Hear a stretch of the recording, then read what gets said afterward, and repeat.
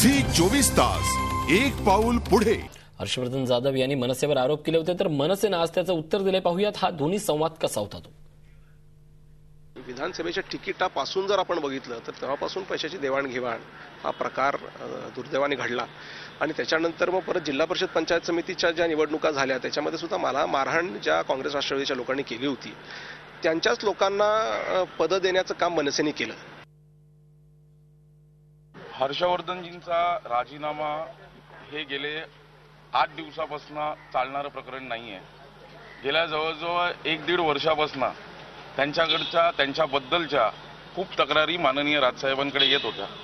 आत्ताच 8 दिवसापूर्वी त्यांनी आमचे कन्नडचे पंचायत समितीचे उपसभापती आहेत आता या ठिकाणी, त्या ठिकाणी त्यांनी 10 लाख रुपयांची मागणी केली आणि ती मागणी जर का तुम्ही पूर्ण करू शकला नाहीत तर तुम्ही राजीनामा द्या अशा प्रकारचं प्रेशर त्यांनी त्यांच्यावरती ठेवलं होतं।